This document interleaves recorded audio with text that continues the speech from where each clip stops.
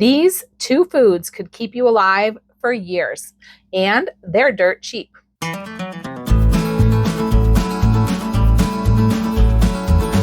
Hey guys, it's Jera with Wicked Prepared.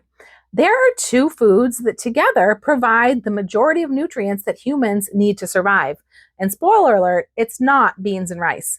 In this video, I'm going to tell you what they are, why they work, and I'm going to give you a few small tweaks to build on this bare bone survival diet and make it even better. Two simple foods, milk and potatoes, are about as close as you can come to a complete life-sustaining diet.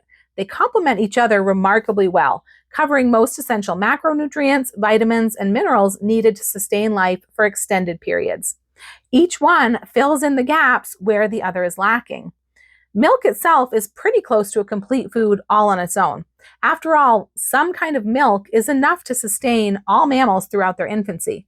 Milk provides high-quality complete protein and fats, including essential fatty acids, plus calcium, vitamins A and D, B vitamins, and some sodium. And then potatoes supply carbs, fiber, some protein, potassium, and vitamin C to prevent scurvy, which is super important when it comes to survival. History has already proven this combo works. When the potato arrived in Europe, it teamed up with dairy to become a survival superpower. Poor Irish families thrived for generations on little more than potatoes and milk. They often were eating several pounds of potatoes a day and quarts of milk, growing strong, healthy populations on dirt cheap food. Across Europe, this simple pairing fueled population booms, helped end famines, and literally helped power the Industrial Revolution. Two basic foods with centuries of real-life proof.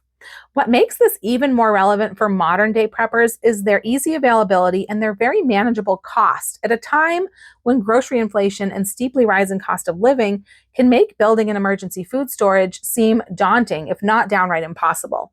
And both are available in forms with a very long shelf life. My food storage choice for the potato portion would be potato flakes. These are going to give you the best value for your dollar, and they're going to fit the most food value into the smallest space, which really matters a lot. And these are real potatoes. They're just dehydrated to remove all the water so they take up less space and they last longer on the shelf. This is where it can be important to read the labels though, because some brands are literally just potato and some also contain preservatives and other things that you might want to avoid. The shelf life can also vary greatly. Your best bet for a long shelf life is going to be potato flakes like these that are sealed in a number 10 can for long-term storage. These have a 30-year shelf life. A cheaper option, of course, is going to be to buy store brand potato flakes at Walmart or your local grocery store. And these usually come packaged in like a paper carton. So they do rely on those preservatives for their shelf life, which isn't nearly as long. But if this is what your budget allows, then you can repackage them yourself in glass jars and buckets or Mylar bags, anything like that to extend their shelf life. It's still not going to be anywhere near 30 years, but that's not the most important factor here. The most important thing is having food to keep you going through tough times and rotating through it so nothing goes to waste. There are other forms of potatoes that you could store as well. Canned potatoes, dehydrated or freeze-dried. You can add in whatever suits your taste and your budget to have a little bit of variety. And of course, if you have a little plot of land or even just a few grow bags and some dirt and a few potatoes, you can theoretically grow a never-ending supply of potatoes yourself. Just keep in mind that while growing your own food can be an important piece of the preparedness puzzle, it should never be the only piece. You still need stored food too. Anything that's living, growing, and exposed to the outside world is never fully within our control. Weather, pests, disease, spoilage, poor harvests, and even predators, both animal and human, can all affect what you actually bring in. And that doesn't mean that gardening isn't valuable. It absolutely is. But when it comes to preparedness, you never want your entire food plan depending on one system working perfectly. Grow what you can, store what you can, and never put all your eggs in one basket. The Irish potato famine actually illustrates this point perfectly. Those Irish people that I talked about, during that time, they depended so strongly on the potatoes they grew as their main food source that when that crop failed, over 1 million people starved to death, sadly. Crops fail. Always have backups. For the milk portion of the plan, once again, my first choice would be a powdered instant milk product. Like the potatoes, if you buy it packaged for long-term storage, it can have a shelf life of 20 to 30 years. You could probably find milk powder for sale cheaper than that if you want to repackage it yourself for longer storage. But I think the most important aspect with the milk powder is not necessarily the storage life, but it's actually the taste, because not all powdered milks are created equal. Some of them taste great, just like fresh milk, and then others not so much. And they can always be doctored up to help the flavor a little bit, but I think it makes far more sense to taste test a few and choose one that you actually like as is to stock up on. I'm going to put the one that I'm stocking up on below for anyone who's looking for a starting point. Now, talking about the shelf life of the milk, this is where we start to see the shortcomings of this duo. First of all, in order for this food combo to work for survival, the milk has to be whole milk. Potatoes contain 0 fat, and humans really do need fat in their diet. And so that gap is filled by rich whole milk. But the problem here is that whole milk is going to have a generally shorter shelf life than non-fat milk. You can store Tetra packs like these of whole milk, which are a great thing to store, and they're a great thing to use as long as you rotate them, because they only have a shelf life of about a year, give or take. They can be very inexpensive though. You can actually find these at the dollar store. It's actually one of the best prepper pantry items that you can get at the dollar store. You could also store canned evaporated whole milk, or even media crema, which is a canned cream, like a heavy cream. And you can add this into your non-fat milk to make it more like whole milk. You could even churn the media crema into butter. And incidentally, that is another version of the 2-food survival diet. You sometimes see it as potatoes and butter because your body needs that fat. You could store butter powder or canned butter, but those are pretty expensive, and I'm trying to do bare bones budget here. So for true long-term storage, your best bet is going to be a non-fat milk powder that's been packaged for long-term storage. And then that's also going to be better for space concerns, because just like the potatoes, all the water has been removed, so it kind of condenses more food value into less space. You just need to be sure that you have a good source of water. Because our plan is now somewhat lacking in fat with the non-fat milk powder, we're going to add in a new fat source with one simple food that is also very inexpensive and easy to get, and that is peanut butter. Peanut butter is another classic prepper pantry staple that's high in fat and concentrated calories. Peanut butter is going to add in another source of protein, some iron, magnesium and B vitamins, and one other particular nutrient that's a little bit lacking in the potatoes and milk diet, one of its other weak points, and that is vitamin E, all for just a few dollars a jar. Now, of course, peanut butter is not going to have quite as long of a shelf life. It's not going to last 30 years like some of these other foods, but you know what? It lasts a lot longer than most people think it will. I actually have opened jars of peanut butter that were years past their best by dates, and they're still perfectly fine. It does store best unopened, so buy smaller jars to store so that once they're opened, you're going to use them up more quickly. And of course, like everything else, rotate, rotate, rotate. Do not just put it away and forget about it. Use it and replace it on the other end. And that's pretty easy to do, especially with peanut butter. Buy 2 small jars of peanut butter, open one and start using it. And then when that first jar is about empty, don't just buy 1 more, buy 2 again. Wash, rinse, and repeat over and over every time until you have as much peanut butter stockpiled as you feel comfortable with. And then just replace each jar you finish with 1 new jar. Another big benefit to peanut butter is the fact that you don't have to do anything with it. You don't have to cook it.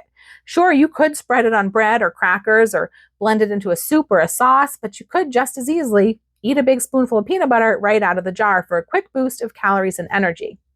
And that brings me to another big bonus of this milk and potatoes survival diet that we haven't talked about yet.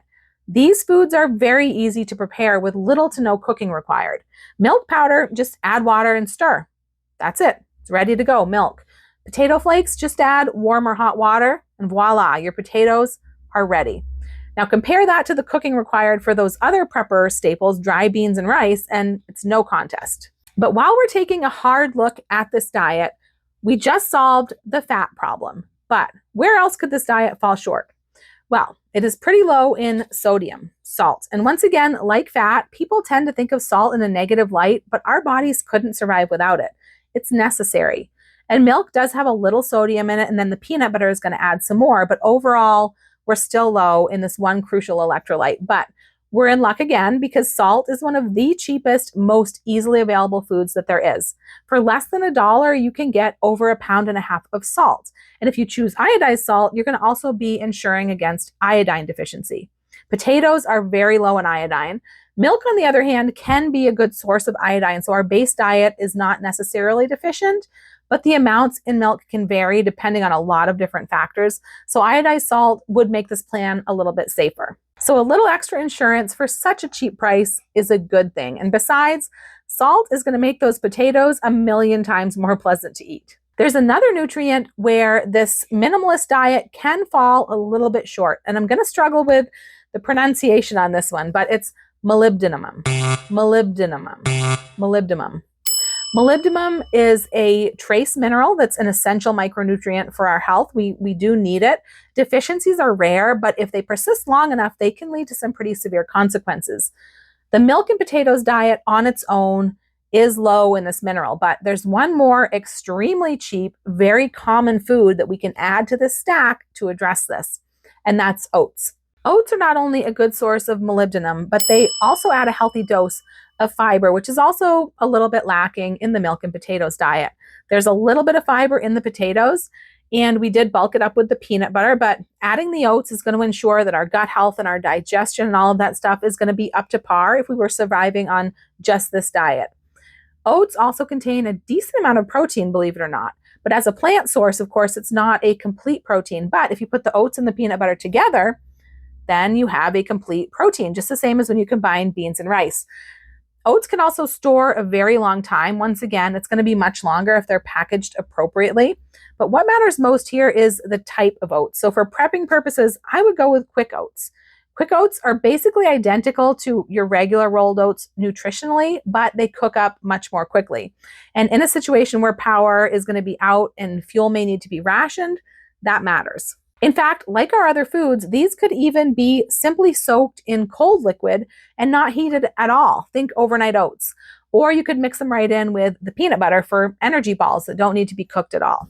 Right now, there's actually a sale bundle. It's a long-term storage breakfast bundle on sale for the month of May. And it actually includes 2 number 10 cans of quick oats that are packaged for a 25-year shelf life. And it also contains a number 10 can of instant milk powder with a 20-year shelf life. And this is good milk. Personally, I can't tell the difference between this one and fresh milk. So 2 of our basic minimalist survival basics are in this bundle. And then it also comes with a number 10 can of freeze-dried cranberries for a little bit of flavor and variety. Throw them in those energy balls, throw them in that oatmeal. Those have a 30-year shelf life. And it also has a small quart-sized can of egg crystals. Now, I am going to talk a little bit later about shelf-stable eggs in this video, so hang tight. But I did just want to mention this bundle because it does contain both the oats and the milk already packaged for long-term storage, and the whole bundle is on sale just for the month of May. So depending on your budget, this could be a good way to stock up on some of these staples right now. It would probably be cheaper to buy some powdered milk and quick oats at like Walmart, for instance, or the grocery store. Of course, the trade-off is going to be the shelf life, and you would have to repackage those yourself. But these are decisions that we all have to weigh for ourselves and decide what works best for us. We all prepare differently. I'm going to have a link for that discount bundle down below for anyone who does want to check it out. And then I'm also going to put it here on the screen for those who can't access the video description. With the addition of the oats, we have strengthened a couple more of the weak points in our milk and potato survival diet. So now there's just one more inexpensive, easy to find food that I want to add that's going to make this a standout survival system. And that is spinach, more specifically canned spinach. It's not hard to recognize that this diet is a little lean on the veggies. And I know there's plenty of people out there who get by without veggies by choice, but as this diet stands, it's still a little bit low on iron, which is a pretty important nutrient. And spinach is a good way to provide this, along with quite a few other important nutrients, easily and cheaply.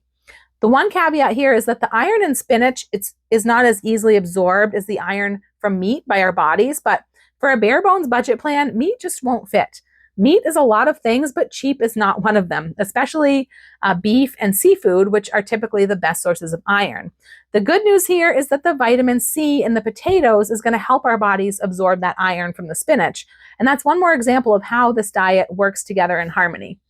Besides the iron, the spinach is going to supply a whole bunch of other important nutrients, including vitamins A, E and K, beta carotene, and other important carotenoids, calcium, magnesium, potassium, folate, and fiber, and even some sodium if you don't choose a low or no sodium variety of vegetables. I think you can probably see why I chose spinach for the vegetable here. It really is a powerhouse, and it's probably one of the most nutritionally dense vegetables that there is, especially when you're narrowing it down to ones that you can get readily and relatively inexpensively in a can at the grocery store. Vegetables in a can last for many years, long past their best by dates. And they're relatively easy to rotate because most of us do use canned veggies pretty regularly. Depending on your budget, if you want a longer shelf life, you could go with freeze-dried spinach instead or in addition. Besides the longer shelf life, freeze-dried foods also maintain more nutrition than canned veggies, and freeze-dried spinach is, I think, a little bit more pleasant to eat than canned. We all know how canned spinach is. Maybe it's a little bit mushy and unattractive, but from an extreme budget standpoint, for something that's meant to keep you alive and prevent nutritional deficiencies, canned spinach is absolutely fine. And it completes this minimalist, extreme budget conscious, upgraded milk and potato survival diet. 6 simple foods: potatoes, milk, salt, peanut butter, oats, and spinach. All very easy to find and to store, and all extremely inexpensive to purchase. Is it super tasty and delicious? Probably not, but that's all relative and it's a matter of personal opinion. Is it an ideal diet or an ideal preparedness plan? No, but if you don't know where to start, or if you are up against a very tight budget, this can be a good base to start with and eventually build on. Many, if not all of these foods are also commonly given out at food pantries, and there's absolutely no shame in utilizing those services if you're having a hard time making ends meet. Get food where you can, how you can. Find inexpensive ways to preserve it to extend the shelf life. If things need repackaging, that can come at a cost, but you can also reuse glass jars or plastic bottles that you've cleaned well. You can ask restaurants, bakeries, delis, things like that for buckets that their bulk food comes in. Often they'll give you those for free, and all you have to do is clean them and use them. It doesn't have to be perfect, it just has to be done. It's not optional anymore, friends. I think most of us realize this. The peace of mind that it gives you, knowing that your family's needs are going to be met no matter what happens, is well worth it. I did want to talk for a minute about some options and some substitutions for this plan, because I know there's a lot of people out there, or at least some people with food sensitivities, food allergies, things like that, who can't eat certain foods. And I know dairy is a big one that would make a milk and potatoes diet, obviously, not a very good option for some people. So if you can't do dairy, I would look at shelf-stable eggs as a substitute. This is going to be a little more expensive than the milk, but most people who have serious dietary restrictions and have to avoid whole food groups, they've kind of become used to the fact that it can cost a little bit more to meet their needs. The eggs are going to provide a complete high-quality protein, just like the milk would. They're also going to provide some fat, choline, vitamins A and D, and B12, and iodine. Eggs are a super nutritious food, and they're really a key basic element to a well-stocked pantry in general. The one place where they're going to fall short as a substitute for the milk in this diet is calcium, and that's an important part of this plan. There is a little calcium in the spinach, but it's not enough to carry the whole diet. So in addition to the eggs, for people who can't have dairy, I would add one surprise superfood, and that is canned sardines. Sardines, because the bones become so soft in the canning process that they're usually consumed with the fish itself, they are a great non-dairy source of calcium.